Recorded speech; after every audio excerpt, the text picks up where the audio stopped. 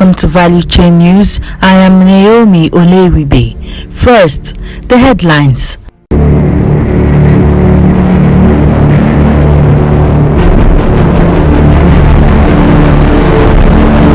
Federal government, NATO meet to seek way out of fuel crisis. NLC condemns unending fuel scarcity. Marketers decry illegal gas sales outlets in Kano. And now, the news in detail.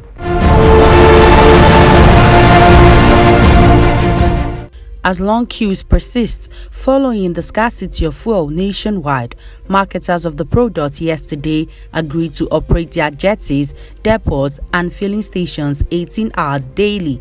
This is coming amid fears that more tanker owners may stop operations over unfavorable business operations as federal government engages the operators to douse tension.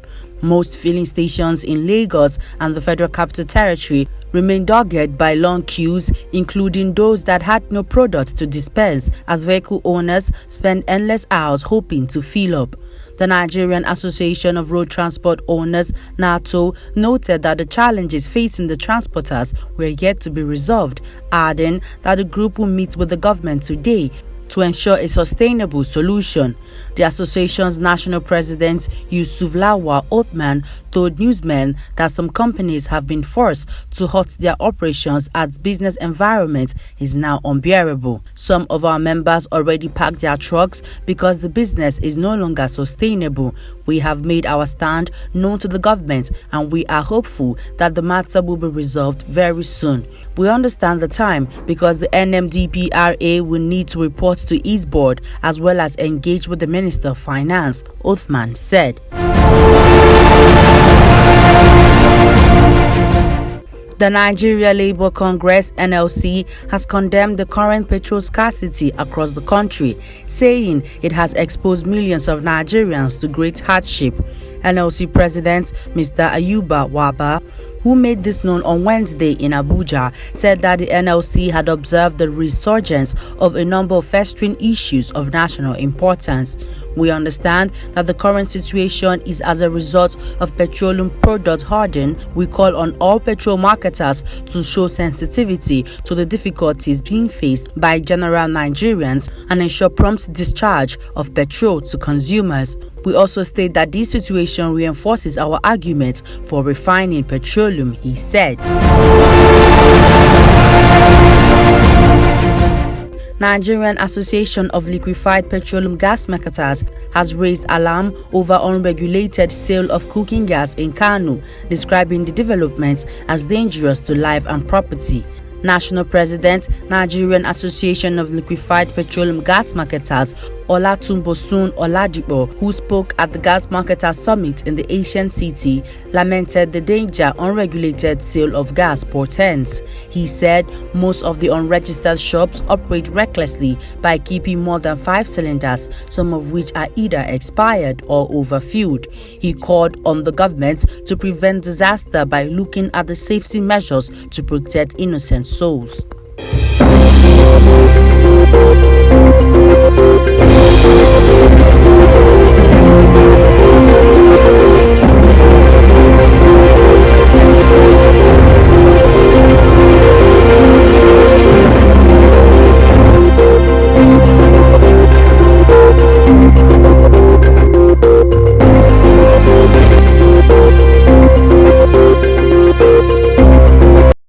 Libya's oil and gas minister on Tuesday received at his office in Tripoli the charge d'affaires of Qatari embassy in Libya and his accompanying delegation.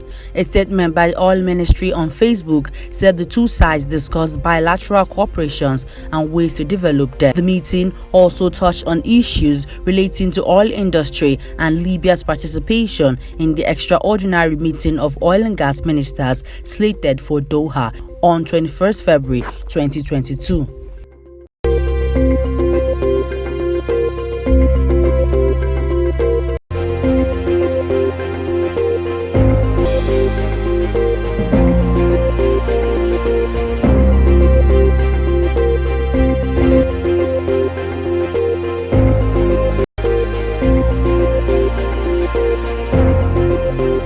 An Iranian delegation comprising oil industry and banking experts held meetings with South Korean authorities and companies during a visit to Seoul to weigh plans for the restart of sale of oil and gas condensates to the East Asian country, Iran's foreign ministry spokesman said. Asked about the media reports on an Iranian delegation visit to South Korea, the foreign ministry spokesman said on Wednesday an expert delegation from the Islamic Republic of Iran, consisting of banking and oil experts, held talks in Seoul this week with South Korean officials and companies. He said the talks were aimed at looking into the possibility of resuming exports of Iranian oil and gas condensate to South Korea. He reiterated that the Iranian side used this opportunity in consultation with the South Korean officials to underline the need to lift the illegal freezing of Iran's assets in South Korea. The spokesman noted that the results of the expert meeting could serve as a test of South Korea's seriousness and determination to resolve the two countries' differences and restore the relations to normal, including by selling oil and gas condensate to South Korea and investments by Korean companies in Iran's economic projects.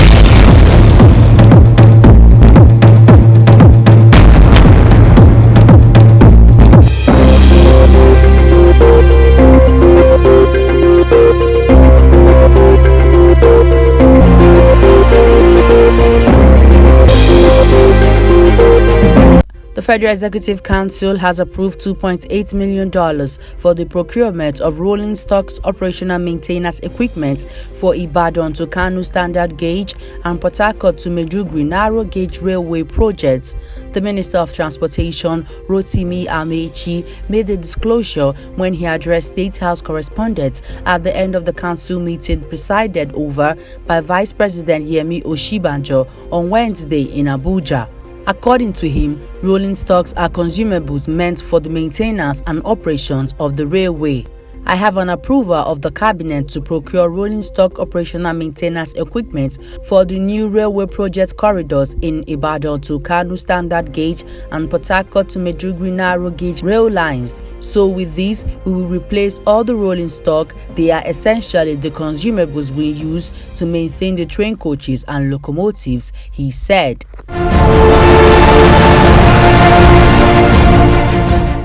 Before we end the news, here's a recap of our headlines. Federal government, NATO meets to seek way out of fuel crisis.